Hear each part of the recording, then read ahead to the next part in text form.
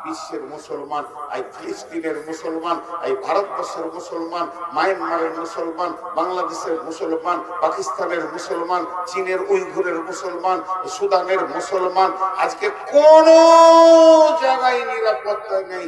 ঘটেছে কেউ বলছে এটা আরএসএস এর চাল, কেউ বলছে বিজেপির চাল, কেউ বলছে না এটা তৃণমূলের চাল। এই বলতে বলতে সবাই বলে দিল, শেষকালে বাকি থাকলো কে? বিসমিল্লাহির রহমানির রহিম। আবাউকুম ওয়া আবনাউকুম ওয়া ইখওয়ানুকুম ওয়া আযওয়াজুকুম ওয়া আশীরাতুকুম ওয়া আমওয়ালুন ইকতারাফতুমুহা ওয়া তিজারাতুন তাখশাউনা কাসাদাহা ওয়া মাসাকিনু তারদাউনাহা। তোমার বাপের মহব্বত, তোমার সন্তানের মহব্বত, তোমার ভাইয়ের মহব্বত, তোমার বিবির মহব্বত, তোমার বন্ধুর মহব্বত, সঞ্চিত মাল ব্যাংক ব্যালেন্স যেটা জমা করেছো সেই মালটার মহব্বত, চাকরি বাকরি ব্যবসা বাণিজ্যের মহব্বত, আর ৮ নম্বরে যে ঘরটা তুমি অট্টালিকাটা বানিয়েছো এই ঘরটার মহব্বত। টোটাল ৮টা মালকে বাম পাল্লায় চাপিয়ে দাও, বাম পাল্লায় রেখে দাও। এবার ডান পাল্লাটাতে তোমার ফাঁকা আছে, ওখানে ৩ জনকে চাপাও। আহাব্বা ইলাইকুম মিনাল্লাহি ওয়া রাসূলিহি ওয়া জিহাদিন ফি সাবিলিহি।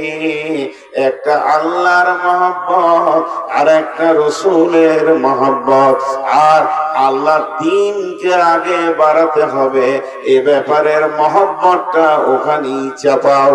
যে ৩টে জিনিস, একদিকে থাকলো ৮টা, একদিকে থাকলো ৩টি, বাম দিকে থাকলো ৮টা, ডান দিকে থাকলো ৩টি। আল্লাহ বলছেন তোর মনের গাড়িটা এবার ওপর দিকে তোল, তুলে তুই নিজে তাকিয়ে দেখ কাঁটার দিকে। তার মানে তোর অন্তরটা ৩টের মহব্বত বেশি না ৮টার মহব্বত বেশি?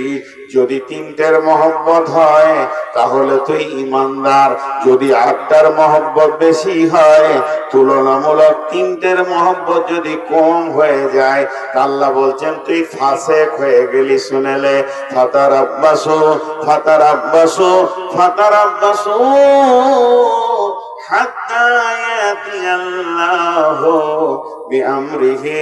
অপেক্ষা কর, অতক্ষণ পর্যন্ত কর যতক্ষণ পর্যন্ত আল্লাহর হুকুম না এসেছে। আল্লাহু লা ইয়াহদিল কওমাল ফাসিকিন। আল্লাহ ফাসিকদেরকে কোনদিন হেদায়েতের রাস্তা দেবেন না। তো আমরা ৮টা জিনিসের মহব্বত এত বেশি করি, আমাদের কাছে ৩টে জিনিসের মহব্বত নেই। খালি মুখে আছে আল্লাহকে ভালোবাসো না, বাসি। ওকে যদি জিজ্ঞেস করা হয় আল্লাহকে ভালোবাসে, হ্যাঁ বাসি।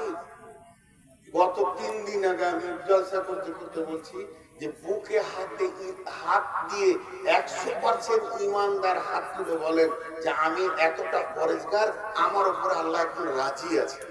কে বলতে পারবে? আমি 100% নিজের উপরে বিশ্বাস আছে আমার, যে আমার আল্লাহ আমার উপরে নারাজ নাই। তার জন্য হাত তুলে দিল।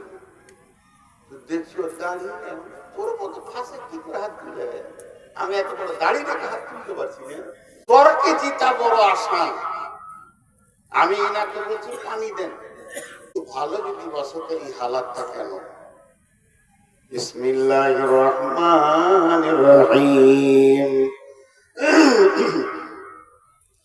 তাই আল্লাহ তাবারাক ওয়া তাআলা বললেন ফাতারাব্বাসু হাত্তা ইয়াতিয়াল্লাহু বিআমরিহি ওয়াল্লাহু লা ইয়াহদিল কওমাল ফাসিকিন।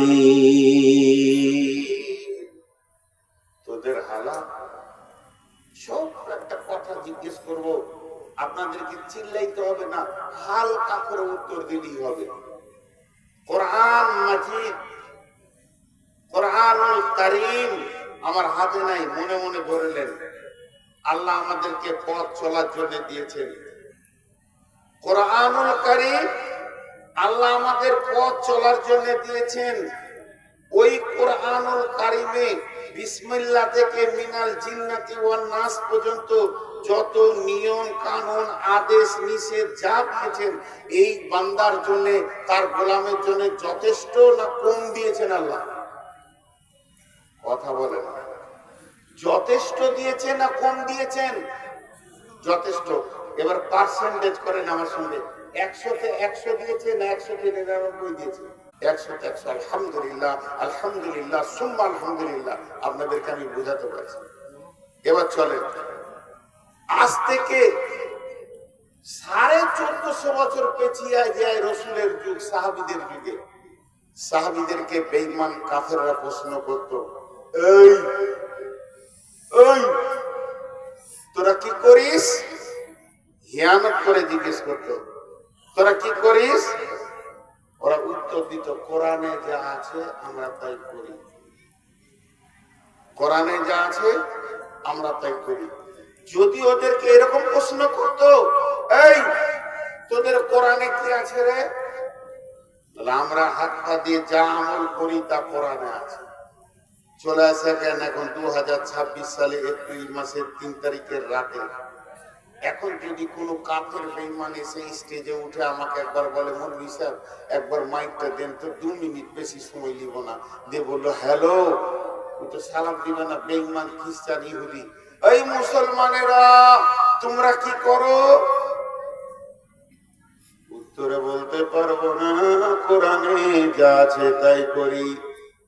আমাদের করার সঙ্গে কোরআনের মেল হবে না, আর কোরআনে যা আছে তা আমাদের সঙ্গে মেল হবে না। তাহলে কি আমরা আহলে কোরআন আর আহলে হাদিস এটা জবান দিয়ে খালি দাবি রেখেছি? গিলাসের কোণে 1 ফোঁটা পানি যেমন কোনো কাজে আসবে না, তর্কে জিতার জন্য যথেষ্ট হয়ে যাবে, তুমি তর্কে হারবে না, তুমি জিতে যাবে। তেমনি আমরা এমন মুসলমান, গোটা কোরআনটা আমাদের জিন্দেগির সঙ্গে মেল নাই।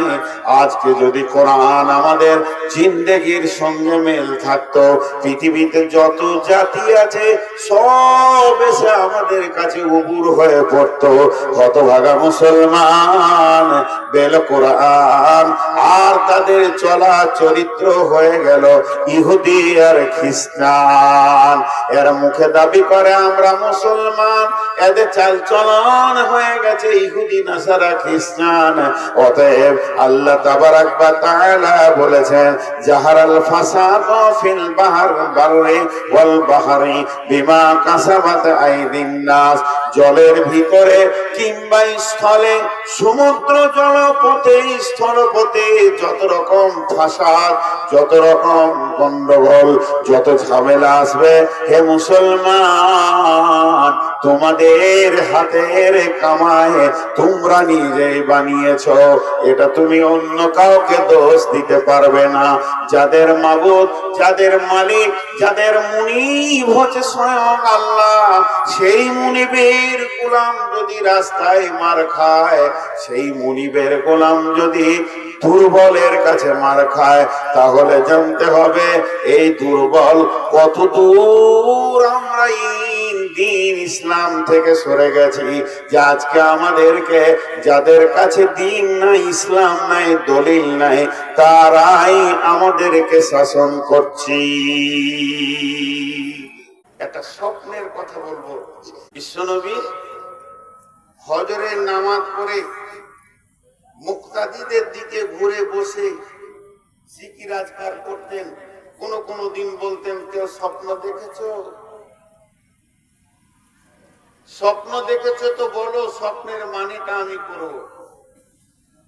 কোন দিন নবীজি নিজে স্বপ্ন দেখতেন, যে বলতেন আমি এই জিনিস রাত্রিতে দেখলাম। কোন দিন আবার সাহাবীরা স্বপ্ন দেখলে মসজিদে সালাম ফিরা হয়ে গেলে উঠে দাঁড়িয়ে বলতেন, ইয়া রাসূলুল্লাহ, আজকে রাত্রিতে আমি ঘুমে একটা বড় স্বপ্ন দেখেছি, স্বপ্নটা আপনাকে বলছি, এই স্বপ্নটার তর্জমাটা করে দেবেন। এইটা হতো। বিশ্বনবী হজরের সালাতে সালাম ফিরলেন, অতিথিদের দিকে মুখ করে বসেছেন, এমন সময় একজন সাহাবী উঠে দাঁড়ালেন আর বললেন, ইয়া রাসূলুল্লাহ, ইয়া হাবিবাল্লাহ, দয়ার নবী গো, আজকে রাত্রিতে আমি স্বপ্ন দেখলাম। আমি স্বপ্নটা আপনাকে বলছি, স্বপ্নের মানেটা আপনি আমাকে বুঝিয়ে দেন। সাহাবীটা যখন কাছে আসতে লাগলো, বাকি সাহাবীরা ঘেরে বসে গেলেন। হযরত আবু বকর নবীজির পাশে বসলেন, মুক্তাদিদের দিকে মুখ করে ওই লোক বলতে শুরু করলেন, ইয়া রাসূলুল্লাহ, আমি স্বপ্নের ভিতরে দেখছি একটা বিরাট কালো মেঘ, ঘন মেঘ আমার মাথার উপরে, মনে হচ্ছে যেন এখনই বৃষ্টি শুরু হবে। কিন্তু দেখলাম ঠিক কিছুক্ষণ পরে বৃষ্টি শুরু হয়ে গেল, আর বৃষ্টির যখন পড়তে লাগলো, বড় আশ্চর্যের বিষয়, পানির বৃষ্টি হয়নি, দুধের বৃষ্টি নয়, শরাবের বৃষ্টি নয়, দয়ার নবী, মধু বর্ষণ হচ্ছে। জিন আর ইনসান সেই মধুকে খাওয়ার জন্য ভিড় লাগিয়েছে। কেউ পেট ভরে খেয়েছে, কেউ সামান্য খেয়েছে, কেউ এক দু ঘুট খেয়েছে, কেউ আবার খেলো না। দয়ার নবী তারপরে বলে দেখলাম ওই বৃষ্টির ভিতর দিয়ে একটা লম্বা রশি ঝুলছে। একটা লোক রশি ধরে উপর দিকে চলে গেল, দ্বিতীয় নম্বর লোকটা চলে গেল, তৃতীয় নম্বর লোকটা যখন চড়তে গেল, দড়িটা কেটে গেল, ছিঁড়ে গেল, পড়ে গেল। কিন্তু লোকটি বড় মজবুত ছিল, জিহা লাগিয়ে আবার উঠে চলে গেল দড়ি ধরে। নবীজি গো, আমার ঘুম ভেঙে গেল। আবু বকর বসে আছেন রাসূলের পাশে। তা আবু বকর কি করছে, যে স্বপ্ন দেখছে ওর মুখের দিকে একবার দেখছে, রাসূলের মুখের দিকে একবার দেখছে, আবার ওর দিকে দেখছে, আবার এদিকে দেখছে। আল্লাহর নবী বলছে, আবু বকর তুমি কেন এমন করছো?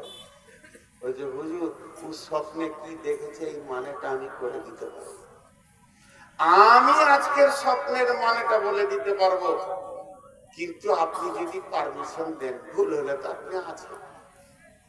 নবীজি বলেন, আবু বকর তুমি বলো। মুসলমান কান করে শুনে। আবু বকর বলছেন, ভাই, প্রথম নম্বরে তুমি দেখেছো কালো মেঘ, ওটা মেঘ নয়, দিন ইসলামের সুশীতল ছায়া। দুই নম্বরে দেখেছ ওই মেঘের মধু বর্ষণ হচ্ছে, ওটা মধু নয় রে বন্ধু, আল্লাহর কালাম পাক নাজিল হচ্ছে, কোরআন। তিন নম্বরে দেখেছ জিন ইনসান সেই মধু খেতে এসেছে, কেউ পেট ভরে খেলো, কেউ সামান্য খেলো, কেউ এক ঘুট দু ঘুট খেলো, কেউ খেলো না। তার মানে ওখানে যে মধু পেট ভরে খেয়েছে কোরআনের হাফেজ হবে, আবার অল্প খেয়েছে অল্প মুখস্থ করবে, এক দু ঘুট খেয়েছে ছোট ছোট দুটি একটি সূরা মুখস্থ করবে। কিন্তু যে মোটি খেলো না, আল্লাহ তাকে কোরআন পাকের মতো জ্ঞান দেবেন না। এরপরে তুমি দেখেছো ওই বৃষ্টির ভিতর দিয়ে একটি রাস্তা, একটি রশি ঝুলছে। ওটা রশি লয় ভাই, ওটা সূরা বাকারার একটি আয়াত, ইহদিনাস সিরাতাল মুস্তাকিম। ওটাই হলো জান্নাতের রাস্তা। তুমি একজনকে দেখেছো চলে গেল, তীরে কেউ নয়, তিনি হলেন নবী মুহাম্মদুর রাসূলুল্লাহ সাল্লাল্লাহু আলাইহি ওয়াসাল্লাম। ওই রাস্তায় চলে গেলেন। তারপরে আরেকজনকে দেখেছো, সেটা আমি আবু বকর চলে গেলাম। তারপরে তিন নম্বরের লোকটা রশি ধরতে গেল, কেটে গেল, ওটা হলে হযরতে উমর, ওকে শহীদ করা হবে, ও উঠে চলে গেল। তোমার ঘুম ভেঙে গেল। এটা হলো ইসলামের সুশীতল ছায়া। কোন একদিন এ দেশের মাটিতে কালেমার পতাকা উড়বে, তৌহিদের পতাকা উঠবে। সেদিন মুসলমান দুঃখ বেদনা ভুলে হাসিতে দুলবে, হাসি আর খুশিতে দুলবে। রবে না ব্যভিচার, রবে না অন্যায় অবিচার, থাকবে না জুলুম অত্যাচার, সকলে শান্তিতে বাস করবে। কোনো একদিন এদেশের মাটিতে কালেমার পতাকা উড়বে।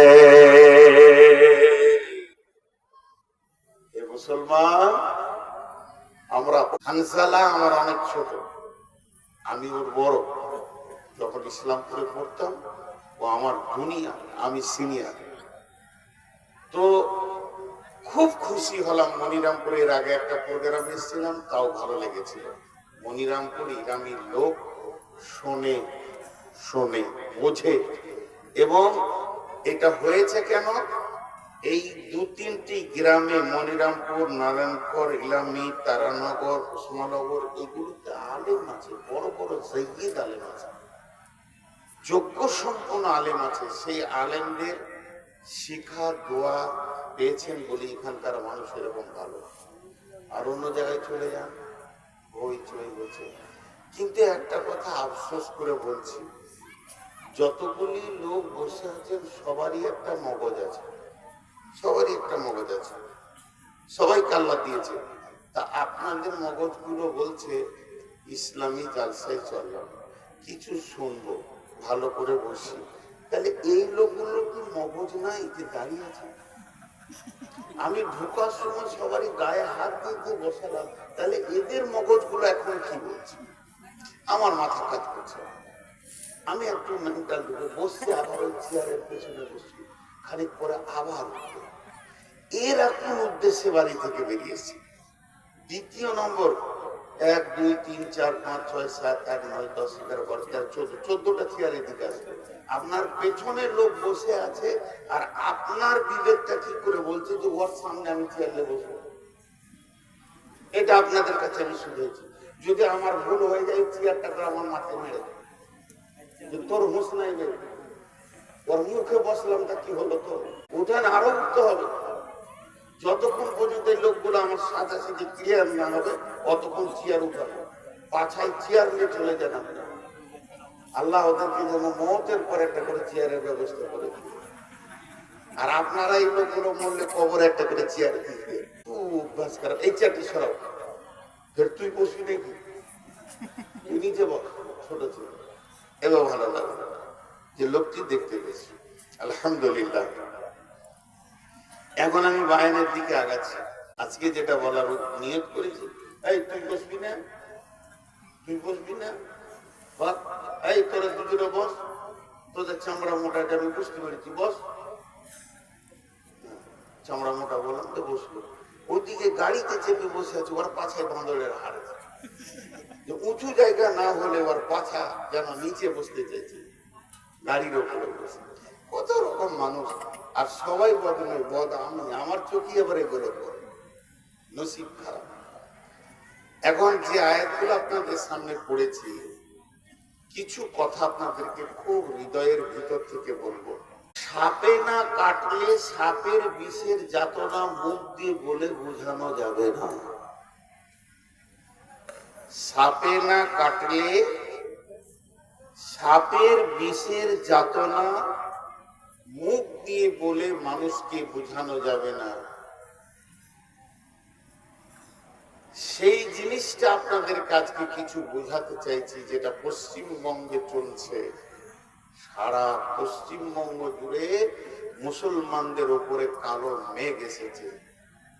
শুধু পশ্চিমবঙ্গে নয়, পৃথিবীর সমস্ত কোণে কোণে মুসলিম নামে যে জাতিটা আছে তার উপরে রোলার চলছে, রোলার রোলার। কেন, কি হয়েছে? এদের উপরে এত অত্যাচার চলবে কেন? আমাকে একজন হাজি সাহেব প্রশ্ন করেছিলেন। পাহাড়ে পাথর আনতে গেছিলাম মাদ্রাসা মসজিদের জন্য। অনেক ক্যাসারের মালিক, তিনি কোটিপতি, লোকটা ভালো। ভালো, 5 ওয়াক্ত নামাজ নাই, তাহাজ্জুদও পড়ে, মুখে দাঁড়িয়ে আছে, হাদিস সাহেব মানুষ, পরেশগার মানুষ। যখন মায়ের মারে অত্যাচার চলে, মায়ের মারে ফুল নকশাটা এখন ভারতবর্ষে চালু করেছে, তো যখন অত্যাচার করে তখন হাজি সাহেব আমাকে জিজ্ঞেস করছে, বলতে কেমন লাগছে মৌলানা, তাও তো আপনাকে জিজ্ঞেস করছি, এত অত্যাচার চলছে, তা আল্লাহ এখন কি করছে?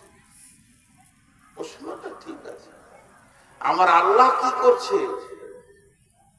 আল্লাহকে তো 1 সেকেন্ড লাগবে না, মুহূর্তের মধ্যে বিশ্বটাকে চেঞ্জ করে দিতে পারেন আল্লাহ। তিনি কি করছেন?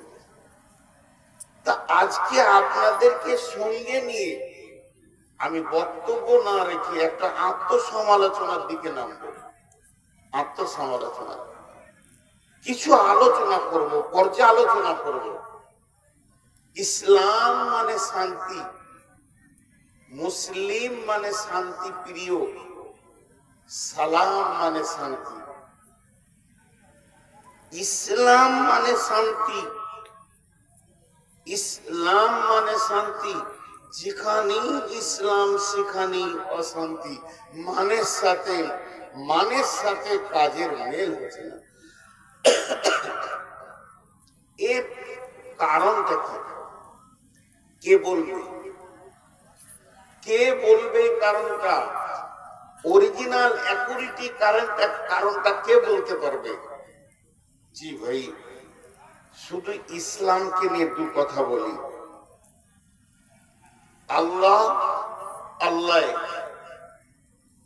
আল্লাহর পরিচয় আমাদের কাছে আছে।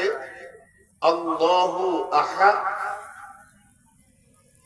আল্লাহু সামাদ, লাম ইয়ালিদ ওয়া লাম ইউলাদ ওয়া লাম ইয়াকুল লাহু কুফুয়ান আহাদ। হুয়াল্লাহু আহাদ। কুল, বলো তুমি, ওই আল্লাহ এক। আল্লাহু সামাদ, তিনি কাউকে তাওয়াক্কা করেন না। লাম ইয়ালিদ ওয়া লাম ইউলাদ, তিনি কারো পিতা নন, তার কেউ পিতা নাই। ওয়া লাম ইয়াকুল লাহু কুফুয়ান আহাদ, তিনার মতো পৃথিবীতে কেউ নাই। শেষ হয়ে গেল পরিচয়। আবার আল্লাহর পরিচয় বিভিন্ন ভাবে আছে। ইন্নাল্লাহ আলিমুন বিজাতিস সুদূর, ইন্নাল্লাহ আলা কুল্লি শাইইন কাদির, ইন্নাল্লাহা গফুরুর রহিম।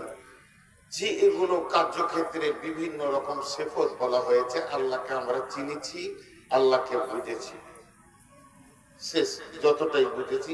এরপর আবার আকীদা ডিপলি কথা আছে, আল্লাহকে কিভাবে মানতে হবে, শিরক করা যাবে না, কি করা যাবে না, ওদিকে আমি যাচ্ছি না। দ্বিতীয় নম্বর, নবী মুহাম্মদ রাসূলুল্লাহ সাল্লাল্লাহু আলাইহি সাল্লাম সম্পর্কে কে? তিনি হলেন আশহাদু আল্লা ইলাহা ইল্লাল্লাহ ওয়া আশহাদু আন্না মুহাম্মাদান আবদুহু ওয়া রাসূলুহু। মুহাম্মদ সাল্লাল্লাহু আলাইহি সাল্লাম তিনি হলেন আল্লাহর প্রেরিত রাসূল এবং তিনার গোলাম। তিনাকে পাঠানো হয়েছিল কেন? তিনি আমাদের মাঝে এসে কোন কাজ করে যাবে? লাকাদ কানা লাকুম ফি রাসূলিল্লাহি উসওয়াতুন হাসানা, তোমাদের জন্য আমি উত্তম নমুনা স্যাম্পল আইডিয়াল করে পাঠালাম আমার নবী মুহাম্মদ সাল্লাল্লাহু আলাইহি সাল্লামকে। অতএব তোমরা যদি আল্লাহকে পেতে চাও তো নবী মুহাম্মদ সাল্লাল্লাহু আলাইহি সাল্লামের মতো হয়ে যাও। 2টো বুঝিয়ে দাও। 3 নম্বরটা বুঝে আসছে না। ইসলাম, অবিল ইসলামে দীনান, অবিল ইসলামে দীনান, দোয়াটা এরকম আছে রাজিতু বিল্লাহি রাব্বা ওয়াবিল ইসলামি দীনান ওবি মুহাম্মাদিন নবিয়্যা সাল্লাল্লাহু আলাইহি সাল্লাম। আমি সন্তুষ্ট আছি আল্লাহকে রব মেনে নিয়ে, আমি সন্তুষ্ট আছি নবী মুহাম্মদ সাল্লাল্লাহু আলাইহি সাল্লামকে নিজের জীবনের নবী মেনে নিয়ে, এবং আমি সন্তুষ্ট আছি দ্বীন ইসলামকে মেনে নিয়ে। তাহলে আল্লাহকে বুঝলাম, নবীজিকে বুঝলাম, নবীজির পরিচয়, নবীজির নাম হলো মুহাম্মদ সাল্লাল্লাহু আলাইহি সাল্লাম, ওনার আব্বার নাম হলো আব্দুল্লাহ, মায়ের নাম আমিনা।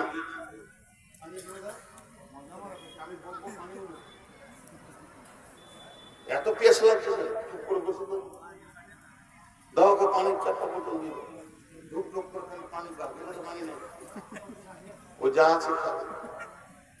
এর আবার দাঁড়ালো কেন? বস। সুগারের রোগী 390 সুগার, আর সুগারের রোগীদের দুটো জিনিস কন্ট্রোল থাকে না, আগে বলে দিছি। বহু চেষ্টা করি তাও কন্ট্রোল থাকে না। আপনারা তো জানেন নজরুল আপনাদের মহিদুল আমার জামাই, বকে দিছি, এই বকাবকিটা কন্ট্রোল থাকে না। আমি কোনো কথা বলছি, বেটি এসে বলছে আব্বা এটা তো তোমার দোষ, ঝাবড়ে দেবো তো কোথায়। জামাই বলছে আপনারই তো দোষ, তোমার আবার মন গেছে নাকি, ও সরে যেতে। সুগারের রোগীর মিজাজ কন্ট্রোল থাকে না, পায়ে ধরে ক্ষমা চেয়ে নিচ্ছি, এটা আমাকে মাফ করে দেন। আর সুগারের রোগীর পেচ্ছাপ কন্ট্রোল থাকে না। ও যদি একবার নিয়ত করে যে আমাকে পেচ্ছাপ লেগেছে খালি মনে মনে, তোর কাপড়ে পেশাব হবি। এটা আল্লাহ দিয়েছে আমার রোগ। আপনারা আমার জন্য দোয়া করবেন যেন আমি ইমানি হালাতে মরতে পারি। শেফা আল্লাহ যদি দেন তো দেন, রোগ থাকলে আমি খুশি আছি। যাক, আমি যে কথা বলছিলাম, তাহলে তিনটে জিনিসকে আমাদেরকে বুঝতে হবে। তিনটে জিনিস। একটা আল্লাহকে বুঝলাম, একটা নবীজিকে বুঝলাম, তিনটা কি।